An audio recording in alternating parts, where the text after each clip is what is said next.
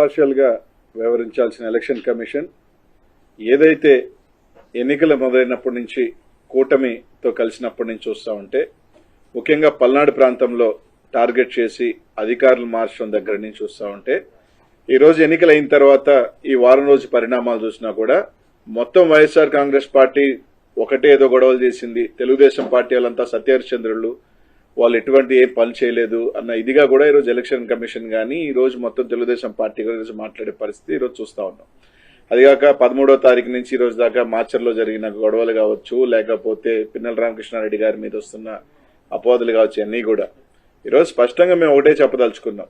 ఈ రోజు ఏదైతే ఎన్నికలు మొదలైనప్పటి నుంచి ప్రత్యేకంగా ముఖ్యంగా పల్నాడు ప్రాంతాన్ని టార్గెట్ చేయడంలో కూడా ముఖ్యంగా దాంట్లో మాచర్ల నియోజకవర్గానికి సంబంధించి ఎన్నికలు ఇంకొక 3 రోజులు ఉండగానే అధికారులంతా ఒకటౌటిని మార్చడం, ఎస్ఐల్ని సిఐల్ని మార్చడం, సిఐలు కూడా వాళ్ళ సామాజిక వర్గానికి సంబంధించి సిఐలు తీసుకురావటం, ఇవన్నీ కూడా చూడటం జరిగింది.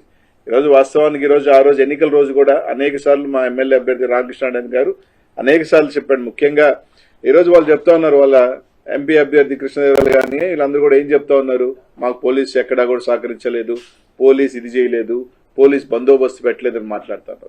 ఈరోజు స్పష్టంగా మేము తెలుగుదేశం పార్టీ నాయకులు కానీ ఈసీఐని కూడా అడుగుతా ఉన్నాం, మీరు ఇంపార్షియల్ గా వ్యవహరించలేదని దానికి. ఈరోజు ఇదే మాచర్లో ఎమ్మెల్యే గారి గ్రామం అయిన కర్లగుంట కావచ్చు, కేపీగూడెం ఏదైతే కేవలం 4,000 ఓట్లున్న 2 గ్రామాలలో పక్కపక్క గ్రామాలలో 2 డిఎస్పీలు పెట్టారు మీరు. అదే ఒప్పిచెర్ల 5,000 ఓట్లున్న పక్కన తుమ్మరకోట, చింతపల్లి, పాల్వాయి గేట్ లో విపరీతంగా రిగ్గింగ్ జరుగుతూ ఉంది, ఆ ప్రాంతంలో భయభ్రాంతులు చేస్తున్నారని చెప్తున్నా కూడా ఎమ్మెల్యే గారు కానీ ఎస్పీకి ఫోన్ చేసినా కానీ కనీసం స్పందించాల. ఆ రోజు స్టార్ట్ అయిన రోజు చూసుకున్నా కూడా ముట్టుకూరు గ్రామంలో ఆ రోజు ఆ తెలుగుదేశం పార్టీ వాళ్ళు పోయి ఎస్సీలని బీసీలని కొట్టడం కానీ, ఈ రోజు అలాగే తుమ్మరకోట్లో అయితే దాదాపు ఈ రోజు ఈసీని అడుగుతా ఉన్నాం మేము, మీరే అన్నారు 9 దగ్గరలా ఈవీఎంలు పగలగొట్టారని. కేవలం ఒక్క రామకృష్ణారెడ్డి గారిది మాత్రమే ఎందుకు రిలీజ్ అయింది? ఈ రోజు ఎలా రిలీజ్ అయింది? మీరు రిలీజ్ చేశారా లేకపోతే ఎవరైనా రిలీజ్ చేశారా? కనీసం ఈ రోజున ఈసీ దాని మీద ఎందుకు చర్య చేపట్ల? 9 పగలగొడితే కొరవ 8 ఎందుకు రిలీజ్ కాలేదు? 8 సంఘటనలు ఎందుకు రిలీజ్ కాలా? ఆ ఫుటేజ్లు ఎందుకు బయటకు రాలా? దీని మీద అన్ని కూడా అని చూస్తున్నప్పుడు ఒక అనుమానాలు దావదీస్తా ఉన్నాయి. ఈరోజు తుమ్మరకోటకు సంబంధించి తెలుగుదేశం వాళ్ళు పగలగొట్టారు, దాదాపు ఇంకొక దగ్గర పగలగొట్టారు, చింతపల్లిలో రిగ్గింగ్ చేశారు, ఒప్పిచెర్లో అయితే ఎస్టీల్ని ఓట్లు లేకపోతే బూత్లో కొట్టుకొని బయటకు తీసుకొచ్చారు. ఇదే పాల్వాయి గేట్కి సంబంధించి బీసీలు ఎస్సీలు మహిళలు ఓట్లైన పోతా ఉంటే ఓట్లైనీయకుండా కొట్టి తరిమేస్తుంటే ఎమ్మెల్యే గారు పోయి దాదాపు 1.5 గంట ఎస్పీకి ఫోన్ చేసినా అదే ఎస్పీ గారు మాచర్ల చుట్టూ తిరిగారు కానీ కనీసం పాల్వాయి గేట్ దగ్గరికి రావాలన్న ఆలోచన కూడా చేయలేదు. ఎందుకంటే ఇదంతా ఒక ప్రీ ప్లాన్డ్ గా ఎక్కడెక్కడ ఇబ్బంది పెట్టాలి, ఎక్కడెక్కడ తెలుగుదేశం వాళ్ళు రిగ్గింగ్ చేసుకోవాలి అని ఒక ప్రీ ప్లాన్డ్ గా చేసిన పద్ధతిలోనే నడిచింది. 1.5 గంట సేపు ఎమ్మెల్యే గారు ఆడ నిలబడి ఈరోజు ఎస్సీలు కానీ మహిళలు కానీ వచ్చి బోరుమని ఈ విధంగా మమ్మల్ని ఓట్లనేది కొట్టి తరిమేస్తారని ఎస్పీ గారు స్పందించకపోతే ఏ అభ్యర్థి అయినా ఎవరైనా ఏం చేస్తారు? కొన్ని అనువైన కార్యాలు దీనికి ఎవరు రెస్పాన్సిబుల్? దీనికి సంబంధించి అధికారులు రెస్పాన్సిబుల్ కదా? ఎలక్షన్ కమిషన్ కి ఈ ప్రాంతాల్లో ఒకసారి 7 బూతుల దగ్గర పగలగొట్టేస్తే రీపోలింగ్ ఎందుకు పెట్టలేదు? మళ్ళీ అక్కడే రీపోలింగ్ ఎందుకు చేయించారు? ఇదే తుమ్మరకోటలో మేము ఎస్పీ గారికి ఫోన్ చేశాం, సార్ అక్కడ భయపడతా ఉన్నారు, ఏజెంట్లు కూర్చునే దానికి కూడా ఇబ్బంది. అంటే పోలీసు ఆడ కూర్చోబెట్టి వైసీపీ ఏజెంట్లు లేకుండా రిగ్గింగ్ చేయించిన మాట వాస్తవం కాదా? ఇది ఎస్పీ గారితో మేము మాట్లాడలేదా? పాల్వాయి గేట్ దగ్గర ఆయన రామకృష్ణారెడ్డి ఏదైతే రామకృష్ణారెడ్డి అబ్బాయి తలబగిలింది, ఆయనకి దెబ్బలు తగిలినాయి. ఈరోజు అనేక రకాల అరాచకాలు తెలుగుదేశం పార్టీకి వత్తాసుగా ఈరోజు అడుగుతా ఉన్నాం. మీరు చెప్తా ఉన్నారు కానిస్టేబుల్ 2 గ్రామాలకు సంబంధించి డిఎస్పీని పెట్టి కర్లకుంటలోను కేపీగూడెంలో ప్రతి ఓటర్ని ఇది నీ ఓటా అని మీరు చూసిన డిఎస్పీ గారు ఒప్పిచెర్లో గాని, తుమ్మరకోటలో గాని, చింతపల్లిలో గాని, పాల్వాయిగోట్లో గాని ఎందుకు చూడలేదని అడుగుతా ఉన్నా. అక్కడికన్నా ఎక్కువ ఓట్లున్న ప్రాంతం కదా, ఇక్కడ ఎందుకు పెట్టలేదు మీరు డిఎస్పీలని? ఎందుకు సిఐల్ని పెట్టలేదు? ఎందుకు ఎస్ఐని కూడా సంబంధించి ఎందుకు పెట్టలేదు?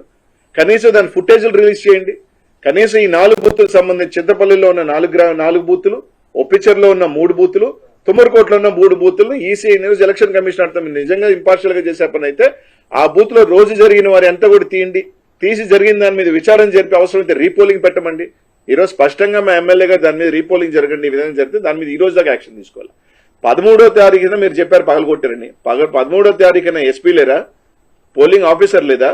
ఆ రోజు వెబ్ కాస్టింగ్ నుంచి మీరు వీడియో ఎందుకు తొలగించలేదు? 20వ తేదీ దాకా పట్టిందా మీకు? అంటే ఎవడో రిలీజ్ చేస్తే ఫేక్ది కావచ్చు, వాట్ ఎవర్ రిలీజ్ చేశారు. అది ఎలా రిలీజ్ అయింది? ఒకటే రిలీజ్ అయింది, 9 ఏమైనాయి? 9 ఉండాలి కదా.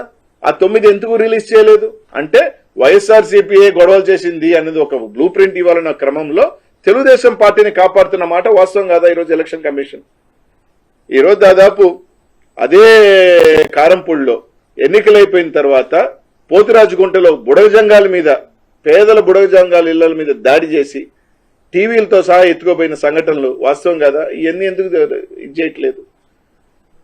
ఈరోజు కేవలం మేము అడుగుతా ఉన్నాం, ఈ 4 గ్రామాలకు సంబంధించి మీరు ఫుటేజ్ రిలీజ్ చేయండి.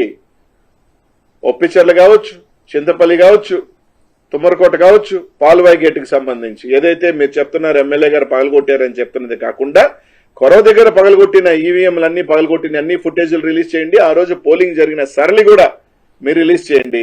ఖచ్చితంగా దాంట్లో రిగ్గింగ్ జరిగిన మాట వాస్తవం కదా, పోలీసు అండదండలతో జరిగిన మాట వాస్తవం కదా అని అడుగుతున్నా. మనకు 9 పోలింగ్ స్టేషన్స్లో టోటల్గా మొత్తం రాష్ట్రంలో ఈవీఎం డ్యామేజ్ చేయడం జరిగింది. ఈవీఎం డ్యామేజ్ అంటే కొంతమంది బయట నుంచి వచ్చి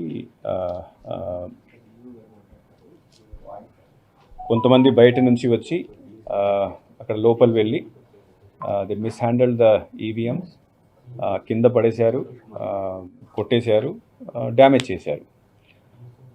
దాంట్లో మెయిన్లీ మాచర్లలో 7 ఇన్సిడెంట్స్ జరిగినాయి. మాకు 12:30 ఆ రోజు 12:30 నుంచి 1:30 వరకు ఎన్ని ఇన్సిడెంట్స్ జరిగినాయి. దాంట్లో ఒక ఇన్సిడెంట్లో పోలింగ్ స్టేషన్ నెంబర్ 202లో, తర్వాత మిగతా అన్ని పోలింగ్ స్టేషన్ సంబంధించి మనము సీసీ కెమెరాస్ అక్కడ పెట్టడం జరిగింది, అంటే వెబ్ కాస్టింగ్ చేయడం జరిగింది. ఈ వెబ్ కాస్టింగ్ యాక్చువల్లీ దీనికి మెయిన్ ఉద్దేశం అంటే అక్కడ జరుగుతున్న ఇఫ్ ఎనీథింగ్ ఈజ్ హ్యాపెనింగ్ అంటే బయట వాళ్ళు లేకపోతే లోపల పోలింగ్ స్టేషన్లో పనిచేసిన వాళ్ళు, పోలింగ్ ఆఫీసర్స్ ఎలా పనిచేస్తున్నారు, కరెక్ట్గా చేస్తున్నారా లేదా, పోలింగ్ సరిగ్గా జరుగుతుందా లేదా, తర్వాత బయట నుంచి వచ్చి ఎవరైనా గొడవ చేస్తున్నారా లేదా, ఇవన్నీ దాంట్లో రికార్డ్ అవుతాయి. సో ముందు నుంచి కొన్ని అల్లరి ఏదో జరుగుతాయి, we are having some apprehension. So ఈ అన్ని పోలింగ్ స్టేషన్స్ ఎక్కడెక్కడ ఈ ఇన్సిడెంట్ జరిగినాయి ఆ వెబ్ కాస్టింగ్ రికార్డ్ చేయడం జరిగింది. ఆ రికార్డ్ చేసిన తర్వాత 2 విషయాలు ఎలక్షన్ కమిషన్ చూస్తుంది. ఒకటి, అక్కడ మనము పోలింగ్ని కంటిన్యూ చేయొచ్చా లేదా. సెకండ్ థింగ్ ఈజ్ దట్ అక్కడ ఎవరు వచ్చి ఈ గొడవలు చేశారు వాళ్ళ మీద ఏం యాక్షన్ తీసుకోవాలి, ఎట్లా తీసుకోవాలి. సో ఫస్ట్ ఇష్యూకి వస్తే ఆ రోజు బెల్ ఇంజనీర్ వచ్చి ఇవన్నీ పోలింగ్ స్టేషన్లో చూసేసి అక్కడ డేటా భద్రంగా ఉంది, సెక్యూర్ ఉంది కాబట్టి అక్కడ పోలింగ్ కంటిన్యూ చేయడం జరిగింది కొత్త మెషిన్స్ పెట్టిన తర్వాత. సెకండ్ ఇష్యూ, అక్కడ ఎవరు వచ్చి గొడవ చేశారో వాళ్ళ మీద యాక్షన్ కోసం నెక్స్ట్ డే ఇట్ సెల్ఫ్ మన దగ్గర ఉన్న వెబ్ కాస్టింగ్ని ఇన్వెస్టిగేషన్ కోసం పోలీస్కి హ్యాండ్ ఓవర్ చేయడం జరిగింది. పోలీస్ కూడా దీని తర్వాత ఇన్వెస్టిగేషన్ స్టార్ట్ చేయడం జరిగింది. ఈ మధ్యలో సిట్ వచ్చింది. ఆ సిట్ వచ్చిన తర్వాత సిట్కి కూడా అన్ని నివేదికలు వాళ్ళు ఇచ్చారు. 20th of this month 20th మేని సబ్ ఇన్స్పెక్టర్ రెంటి చింతాల ఆయన కోర్టులో మెమో దాఖలు చేయడం జరిగింది. ఆ మెమోలో he has mention that mister P Ramakrishna Reddy he has been mentioned as accused number 1. తర్వాత 10 సెక్షన్స్ కింద ఫస్ట్ రోజు ఫైల్ చేసినప్పుడు అన్నోన్ పర్సన్స్ మీద ఫైల్ చేయడం జరిగింది. దీని తర్వాత ఇన్వెస్టిగేషన్ చేసి ఈ వీడియో అన్ని చూసిన తర్వాత 20th కోర్టులో ప్రొడ్యూస్ చేసిన మెమోలో 10 సెక్షన్స్ కింద 10 సెక్షన్స్ ఇంక్లూడ్ చేసేసి మెమో ఫైల్ చేయడం జరిగింది. తర్వాత మిస్టర్ రామకృష్ణారెడ్డిని కూడా అక్యూజ్ నెంబర్ 1గా దాంట్లో ఇంక్లూడ్ చేయడం జరిగింది. So this issue yesterday afternoon some video was released. So that video is correct, and then apart from filing this memo, 2 days back file memo చేసిన తర్వాత ఆయన అరెస్ట్ చేయడం కోసం ప్రయత్నాలు స్టార్ట్ అయినాయి. నిన్న రాత్రి ఈసీ మళ్ళీ ఇప్పుడు దాకా ఎందుకు చేయలేదు, చాలా సీరియస్గా దీన్ని తీసుకొని you should arrest him immediately orders కూడా ఇవ్వడం జరిగింది. Morning In writing also, Election Commission has asked that whether he was involved or not, and if he was involved, whether FIR has been filed against or not, and if FIR filed, arrest చేశారు లేదా. So FIR already అంటే memo ద్వారా ఆయన పేరు already include చేయడం జరిగింది. Arrest కోసం నిన్నటి నుంచి ప్రయత్నాలు జరుగుతున్నాయి. పోలీస్ ద్వారా ఇచ్చిన ఇన్ఫర్మేషన్ ప్రకారం మార్నింగ్ వాళ్ళ హౌస్కి కూడా రేడ్ చేయడం జరిగింది. He was not found. So several teams are now moving around to arrest the person. Election Commission has said that such type of incidents are very shameful incident in the sense that our intention is to do free, fair and peaceful elections, and when the candidate himself start doing this activity, that is a very serious matter. So stringent action should be taken. Stringent action ante as per the memo filed in the court against the accused number 1, 10 sections have been proposed against him.